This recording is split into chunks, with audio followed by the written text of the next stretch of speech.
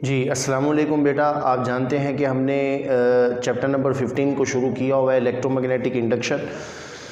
और हम chapter number 15 के बेटा 18 लेक्चर पढ़ चुके हैं। हमने इससे पहले जो टॉपिक पढ़ा है वो एनर्जी स्टोर्ड इन इंडक्टर पढ़ा है, magnetic energy stored in inductor, यानी इंडक्टर के अंदर जो एनर्जी स्टोर्ड होती है वो मैग्नेटिक फील्ड की फॉर्म में होती है, इसलिए हमने उसका नाम रखा हुआ है magnetic energy stored in inductor.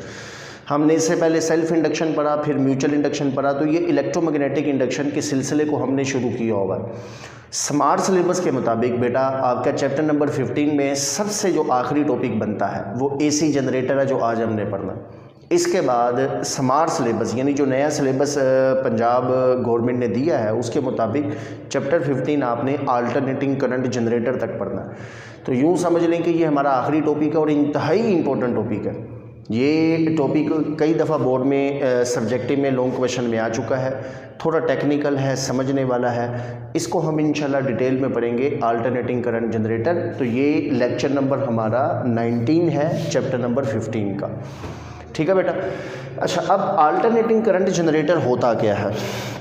Alternating current generator को पढ़ने से पहले ना मैं आपको ज़रा थोड़ा सा इसका बैकग्राउंड समझा दूँ ज़रा। हमने चैप्टर 14 में एक टॉपिक पढ़ा था, चैप्टर नंबर 14 में torque on a current carrying conductor placed in magnetic field. ठीक हो गया बेटा? यानी आपके पास एक कॉइल है, उस कॉइल में से करंट फ्लो कर रहा है। जब उस कॉइल में से करंट फ्लो करेगा और वो मैग्नेटिक फील्ड में पड़ी हो तो उसमें टार्क पैदा होता है। ये चैप्टर नंबर 14 में हमने पढ़ा था। तो चैप्टर नंबर 14 में जो टॉपिक आपने पढ़ा है वो बेसिकली टॉपिक का रिवर्स करोगे तो ये जनरेटर बनेगा। हमने चैप्टर 14 में पढ़ा था कि किसी भी रेक्टेंगुलर कॉइल में से जब करंट फ्लो करता है तो उसमें टार्क पैदा होता है, यानी वो घूमती है।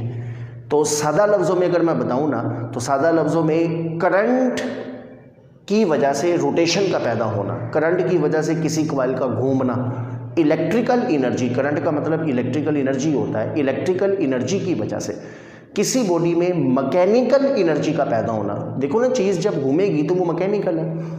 जैसे पंखा है तो पंखे की जब कॉइल में से करंट फ्लो करता है, वो कॉइल मैग्नेटिक फील्ड में पड़ी होती है तो वो कॉइल घूमती है, कॉइल की वजह से पंखा घूमता है, जूसर मशीन चलती है, वॉशिंग मशीन चलती है। तो दुनिया में जिन जिन चीज़ों में करंट की वजह से रोटेशन पैदा होती है वो सारी मोटर कहलाती हैं।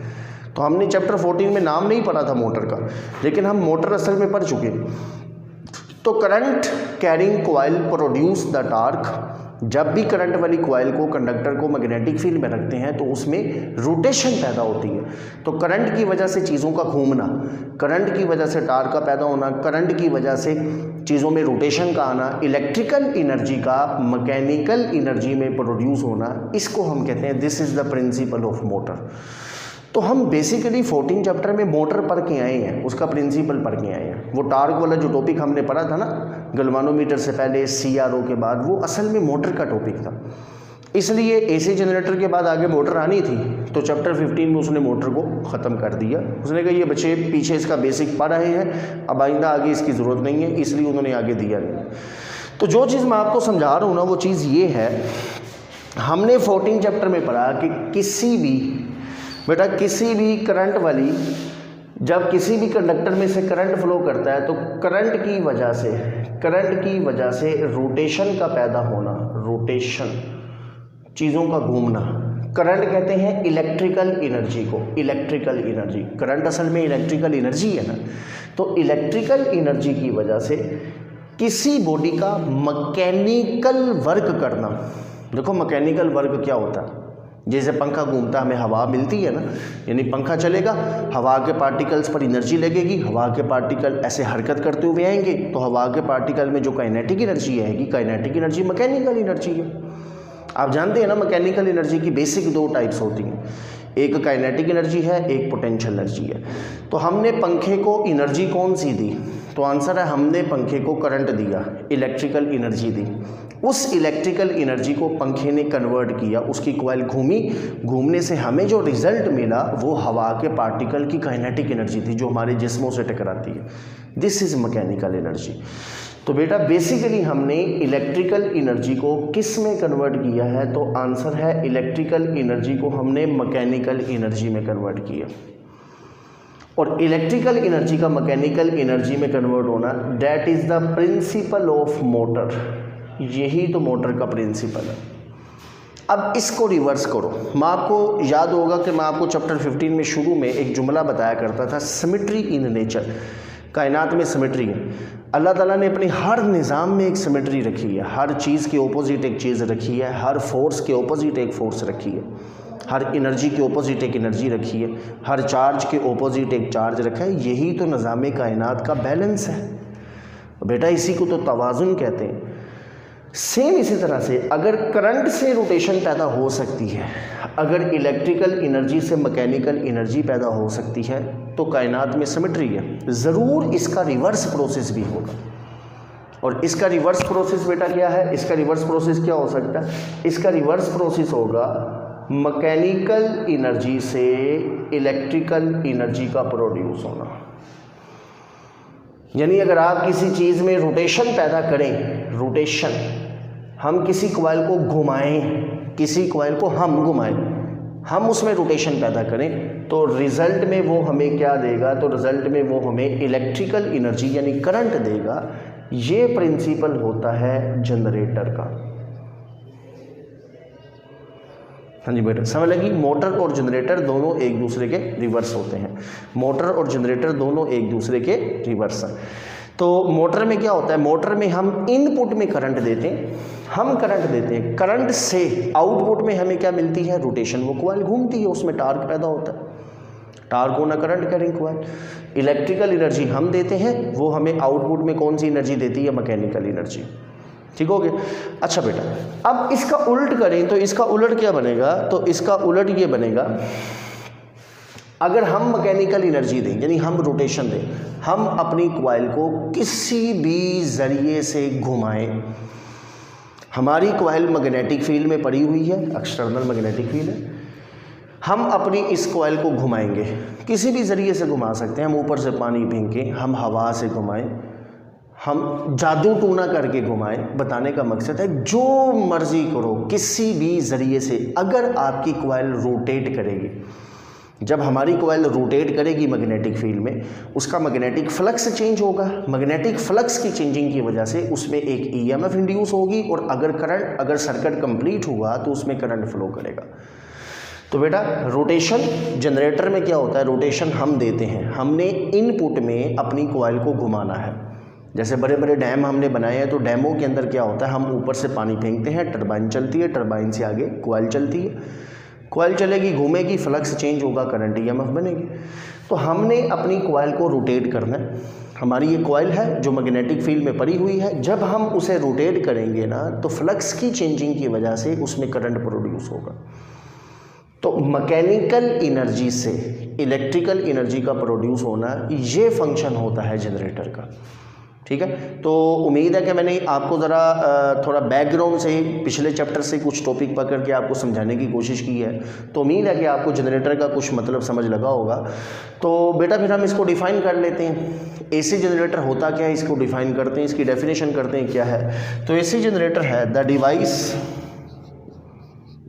हाँ जी, the device which converts the mechanical energy into electrical energy। ऐसी डिवाइस जो मैकेनिकल एनर्जी को इलेक्ट्रिकल एनर्जी में कन्वर्ट करती है, दिस इज जनरेटर। ये होता है जनरेटर। ये तो जनरेटर का बेसिक कॉन्सेप्ट मैंने आपको बताया। दुनिया का हर जनरेटर एक काम करेगा, क्या करेगा? वो मैकेनिकल एनर्जी को इलेक्ट्रिकल एनर्जी में पैदा करेगा, कन्वर्ट करेगा। दुनिया के सारे जनरेटर के ज़िम्मे काम क्या है? उन्होंने हमें बिजली बना के देनी है, और क्या करना है बेटा? हमने जनरेटर क्यों लगाते हैं? जनरेटर का काम है कि वो दुनिया की कोई एनर्जी यूज़ करे, किसी भी एनर्जी को यूज़ करे, वो हमें बिजली बना के दे। बस हमें आउटपुट में इलेक्ट्रिकल एनर्जी मिलनी चाहिए, हमें आउटपुट में करंट मिलना चाहिए। ये होते हैं generator. The device which converts the mechanical energy into electrical energy, this is called generator. अब आप पढ़ रहे हो alternating current generator, AC generator. सादा लफ्जों में दिस इज एसी जनरेटर। अब एसी जनरेटर क्या करता है, एसी जनरेटर ने करंट तो देना है, लेकिन कौन सा करंट देना है? आप जानते हैं दुनिया में 2 किस्म के करंट होते हैं, एक होता है डायरेक्ट करंट, एक होता है alternating current.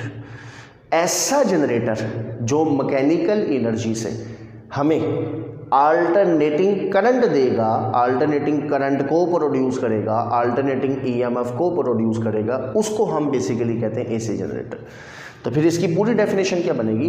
The device which converts mechanical energy into electrical energy and generates alternating EMF and alternating current and generates,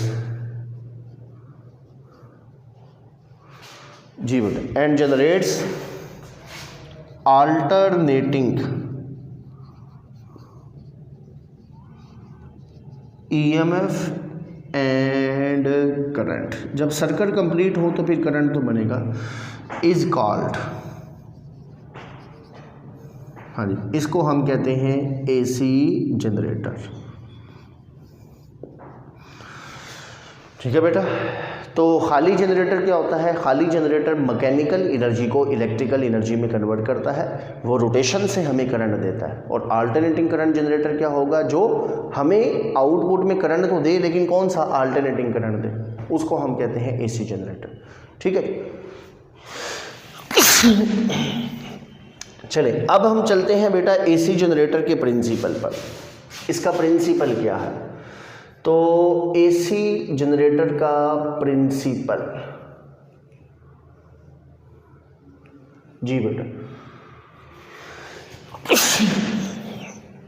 अल्हम्दुलिल्लाह, जी बेटा, एसी जनरेटर का प्रिंसिपल आप जानते हैं कि चैप्टर नंबर 15 का, पूरे चैप्टर नंबर 15 का जो प्रिंसिपल है वो एक ही है, और वो क्या है? Faraday law of electromagnetic induction. Chapter 15 का प्रिंसिपल क्या है? Faraday law of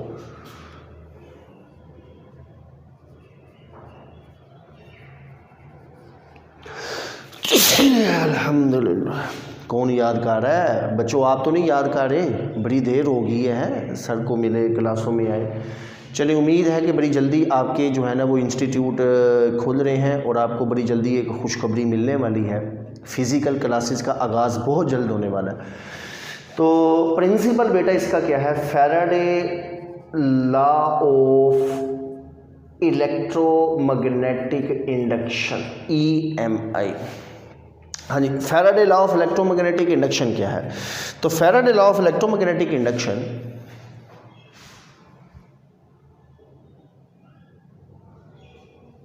ji, Faraday law of electromagnetic induction बेटा किसी भी ज़रिए से अगर मैग्नेटिक फ्लक्स चेंज होगा, कोई भी ज़रिया है, अगर मैग्नेटिक फ्लक्स चेंज होगा तो मैग्नेटिक फ्लक्स की चेंजिंग से EMF इंड्यूस होगी। यही तो पूरे चैप्टर 15 में पढ़ते आ रहे हैं हम। ठीक है बेटा, rate of change of magnetic flux. देखिए, 2 चीज़ें मैं बताता हूँ हमेशा, मैग्नेटिक फ्लक्स हो और मैग्नेटिक फ्लक्स में चेंज हो, ये 2 चीज़ें। किसी भी ज़रिए से अगर मैग्नेटिक फ्लक्स चेंज होगा तो मैग्नेटिक फ्लक्स की चेंजिंग की वजह से उस कॉइल में एक EMF इंड्यूस होगी। वो जो EMF इंड्यूस होगी, अगर उसे हम सिंपल इंड्यूस EMF कहते हैं ना, फ्लक्स की चेंजिंग से पैदा होता है। अगर सर्किट कंप्लीट है तो उस इंड्यूस EMF की वजह से एक करंट फ्लो करेगा, उसे हम इंड्यूस करंट कहते हैं। ये है चैप्टर नंबर, ये अल्टरनेटिंग करंट का बेसिक प्रिंसिपल। तो अल्टरनेटिंग प्रिंसिपल इसका मैं आपको ज़रा समझा दूँ बेटा। ये आपके पास एक रेक्टेंगुलर कॉइल है, इसको हमने मैग्नेटिक फील्ड में घुमाना है। अभी मैं इसकी कंस्ट्रक्शन बताता हूँ, भी मोटी मोटी चीज़ें बता रहा हूँ। जब हम इस कॉइल को मैग्नेटिक फील्ड में घुमाएंगे तो कॉइल के घूमने से फ्लक्स चेंज होगा। फ्लक्स, जी याद करो ज़रा, शुरू में सबसे पहले इंट्रोडक्शन में बताया था कि दुनिया में फ्लक्स चेंज कितने तरीक़ों से हो सकता है, तो आंसर है सिर्फ 3 तरीके। या हम मैग्नेटिक, देखो फ्लक्स का फार्मूला क्या होता है? BA cos theta. Chapter number 14 में पढ़ा है ना बेटा, मैग्नेटिक फ्लक्स क्या होता है? BA cos theta. तो 3 चीज़ों से हम अपने फ्लक्स को चेंज कर सकते हैं। हम मैग्नेटिक फ्लक्स चेंज कर सकते हैं मैग्नेटिक फील्ड को चेंज करने से। बी चेंज करो। बी कैसे चेंज होता है? मैग्नेट बदलने से। ये जो आपने मैग्नेट लगाया है इसको चेंज कर दो। ये पहले मैग्नेट था 100 टेस्ला का, यानी ये 100 लाइनें बना रहा था मैग्नेटिक फील्ड, मैंने इसको बदल दिया 200 टेस्ला का कर दिया, अब ये 200 लाइनें बना रहा है। तो 200 लाइनें गुजरेंगी, फ्लक्स बढ़ गया। तो मैग्नेट चेंज करने से मैग्नेटिक फील्ड चेंज होता है। नंबर 2, फ्लक्स चेंज हो सकता है एरिया चेंज करने से। एरिया का मतलब क्या है, इस कॉइल का साइज अभी इतना है ना, इसको छोटा करूं, इसको बड़ा करूं, छोटा करूं, बड़ा करूं, अगर हो सके तो जिस में से, जिस चीज़ में से, जिस कंडक्टर में से, जिस कॉइल में से मैग्नेटिक फील्ड गुजर रहा है ना, उसके साइज को छोटा बड़ा करो, इसको कहते हैं एरिया का चेंज होना। तो एरिया चेंज होने से फ्लक्स चेंज हो सकता है। तीसरे नंबर पर एंगल थीटा। एंगल थीटा जब हम चेंज करते हैं ना, उसमें ना बी बदलता है ना ए बदलता है, सिर्फ थीटा बदलेगा। कैसे थीटा बदलेगा? कुछ इस तरह से, ये आपके पास एक कॉइल है बेटा, सपोज ये कॉइल, ये फर्ज करें अभी 0 डिग्री पर है, इसमें से मैग्नेटिक फील्ड, यहाँ मैग्नेटिक फील्ड है जो यहाँ से गुजर रहा है। मैं इसको घुमाता हूँ 10 डिग्री, 20, 30, 40, 60, 90, 180, 270, 360, ऐसे मैं घुमाता जाऊँगा तो इसका एंगल चेंज होता जाएगा। देखो ना, मैंने इसका एरिया बदला, मैंने कॉइल को छोटा बड़ा नहीं किया, कॉइल के साइज़ को छोटा बड़ा नहीं किया है, कॉइल का साइज़ उतना ही है। मैंने बाहर से मैग्नेट को चेंज नहीं किया, मैग्नेट भी उतना ही है। तो मैं सिर्फ इस कॉइल को घुमा रहा हूँ कुछ डिग्री में। आप जानते हैं जब कुछ चीज़ घूमती है, एंगुलर वेलोसिटी, एंगुलर डिस्प्लेसमेंट, क्या होता है एंगुलर डिस्प्लेसमेंट? एंगल ही तो होता है। तो ये बॉडी ने 10 डिग्री एंगल कवर किया, 20, 30, 40, 60, 90, यहाँ तक आएगी आधी रोटेशन 180, 270, फिर 360। तो इस तरह से जब एक कॉइल को आप मैग्नेटिक फील्ड में घुमाते हो ना, रोटेट करते हो, तो असल में उसका एंगल चेंज होता है। उस एंगल के चेंज होने से फ्लक्स चेंज होगा, और फ्लक्स के चेंज होने से ईएमएफ इंड्यूस होगी। This is Faraday law of electromagnetic induction. तो ये है इसका principle, Faraday law of electromagnetic induction. जैसे जैसे मैग्नेटिक फ्लक्स चेंज होगा, और मैग्नेटिक फ्लक्स 3 तरीकों से हो सकता है, बी ए थीटा। जी सवाल है, जनरेटर में, एसी जनरेटर में फ्लक्स किस वजह से चेंज होता है? तो आंसर है एंगल के चेंज होने से। याद रखना, बड़ा इंपॉर्टेंट पॉइंट, अक्सर बच्चे गलती कर देते हैं। वो समझते हैं कि जनाब मैग्नेटिक फील्ड बदल रहा है, मैग्नेटिक फील्ड नहीं बदल रहा, मैग्नेट तो उतना ही है, मैग्नेटिक फील्ड लाइन्स उतनी है, एरिया भी नहीं बदल रहा। हम कॉइल को घुमाएंगे, इसका एंगल चेंज होगा, एंगल के चेंज होने से इसमें फ्लक्स चेंज होगा, जिससे ईएमएफ इंड्यूस होगी। ठीक है बेटा। अच्छा, अब ये इसका प्रिंसिपल हो गया। उसके बाद बेटा इसकी मैथमेटिकल डेरिवेशन से पहले हम पढ़ते हैं इसकी कंस्ट्रक्शन। हाँ जी, कंस्ट्रक्शन। जी, कंस्ट्रक्शन में कौन कौन से पॉइंट्स हैं? सबसे पहले हमारे पास कंस्ट्रक्शन में होता है बेटा, जो पहला पॉइंट हमारे पास वो होता है इसमें आर्मेचर।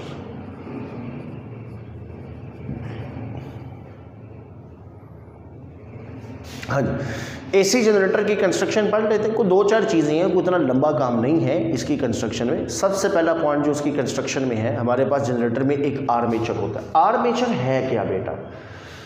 आर्मेचर है, ये बेसिकली एक कॉइल है जिसकी बहुत सारी टर्न्स हैं, हज़ारों के हिसाब से। नंबर ऑफ टर्न्स जानते हो ना? देखो, तार को एक चक्कर लगाएं तो एक टर्न बनती है, एक लूप बनाएंगे तो वो एक टर्न बनेगी, फिर दूसरा उसे चक्कर देंगे, दो टर्न बनेगी, तीसरा चक्कर देंगे। तो तार को ऐसे अगर लपेटी जाए, एक तार पकड़, जैसे डोर का पिन्ना या चरखी होती थी, हम डोर लपेटते थे ना, तो जब डोर को एक दफ़ा चरखी पे लपेटते हैं तो वो एक टर्न बनती है, फिर दूसरी दफ़ा फिर 2 टर्न। तो जैसे वो एक चरखी पर, एक डोर के पिन्ने पर बेटा जैसे डोर लपेटी होती है, बिल्कुल ऐसे ही यूँ समझ लें हमारे पास एक कॉइल होती है जिस पर बहुत सारी नंबर ऑफ टर्न्स होती हैं, यानी तार को बड़े चक्कर दिए होते हैं। तो हमारे पास एक कॉइल है, उस कॉइल को हमने किसी चीज़ के तो ऊपर लपेटना है ना। जैसे डोर को, जो डोर होती थी पतंग उड़ाने के लिए, डोर को हम किस पर लपेटते थे? चरखी पर, एक नीचे बनी होती थी, लोहे का एक फ्रेम लगाया होता था, उसके ऊपर लपेटते थे। ऐसे ही वो जिस चीज़ के ऊपर लपेटते हैं ना, उसे हम कहते हैं कोर मटेरियल, अंदर वाला मटेरियल, कोर मटेरियल। जैसे ये मेरे पास एक राड है ना, ये राड है, इसके ऊपर मैं तार को लपेटूँ ऐसे, ये बन जाएगा कोर मटेरियल। तो आर्मेचर फिर किसे कहते हैं? आर्मेचर है कम्बिनेशन है बेटा, कम्बिनेशन किसका? आर्मेचर कम्बिनेशन है कॉइल प्लस कोर मटेरियल का। ठीक है। और ये कोर मटेरियल आप जानते हैं, मैंने इंडक्शन में, म्यूचुअल इंडक्शन, सेल्फ इंडक्शन के टॉपिक में आपको बताया था कि ये सबसे सूटेबल मटेरियल कौन सा होता है? आयरन। आयरन का हिस्टैरिसीस लूप छोटा होता है, इसमें हिस्टैरिसीस लॉस कम होता है। ये बड़ा बेहतरीन मैग्नेटिक मटेरियल है। जहाँ पर हमें मैग्नेटिक फील्ड को इन्हांस करना होता है, जहाँ पर हमें मैग्नेटिक फील्ड की ताकत बढ़ानी होती है, स्ट्रेंथ बढ़ानी होती है ना, वहाँ पर हम अक्सर आयरन यूज़ करते हैं। क्योंकि आयरन को जब भी एक्सटर्नल मैग्नेटिक फील्ड में रखें ना, तो ये खुद मकनातीस बन जाता है, और ये खुद मकनातीस बन के मैग्नेटिक फील्ड की स्ट्रेंथ को बढ़ा देता है। इसलिए इंडक्शन के जितने भी टॉपिक होते हैं, सब में जो कोर मटेरियल होता है वो सबसे बेहतरीन आयरन होता है। ठीक है। तो बेटा coil plus core material, coil plus core material, इसके कॉम्बिनेशन को हम फिजिक्स में क्या कहते हैं? This is armature. ये आर्मेचर कहलाता है। ठीक है। अब बेटा दूसरे नंबर पर देखें तो ये हमारे पास जो एक रेक्टेंगुलर कॉइल है, ये आर्मेचर कहलाती है। इस तार को हमने किसी पर लपेटा होगा, दिस इज आर्मेचर। दूसरे नंबर पर हमारे पास कंस्ट्रक्शन में मैग्नेटिक फील्ड होता है।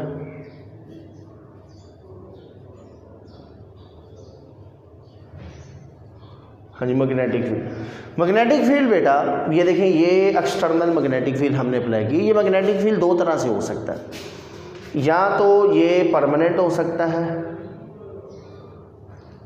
परमानेंट मैग्नेट हो सकता है, या फिर ये इलेक्ट्रोमैग्नेट हो सकता है।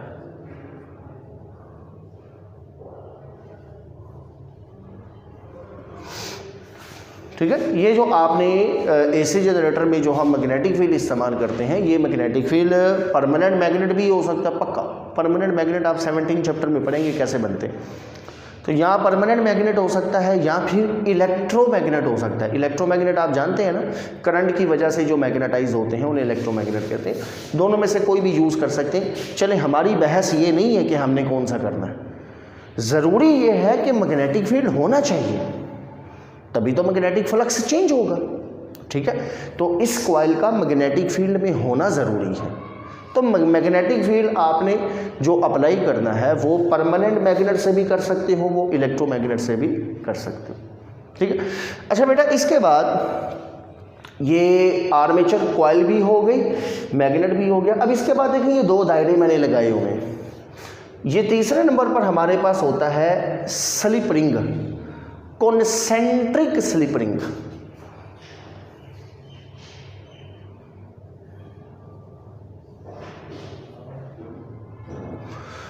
हाँ जी, स्लिप रिंग्स बेटा, ये जो आपके पास कॉइल है, इस कॉइल के एक सिरे को मैंने एक रिंग के साथ जोड़ दिया, वेल्डिंग कर दिया। वेल्डिंग ये जुड़ा हुआ है बेटा यहाँ पर, ये ऐसे, ये रिंग के साथ। और मैंने इस कॉइल के दूसरे सिरे को दूसरे स्लिप रिंग के साथ ऐसे जोड़ दिया।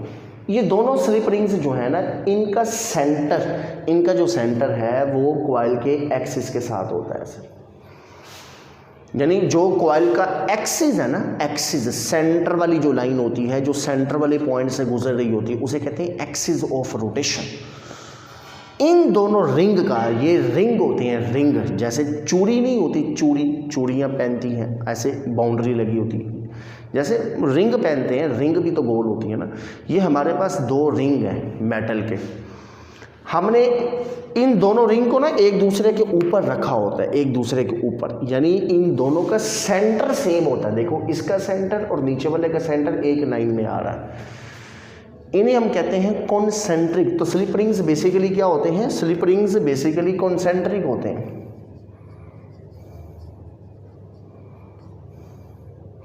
कॉन्सेंट्रिक रिंग्स, कॉन्सेंट्रिक मतलब जिनका सेंटर एक ही लाइन में आता है।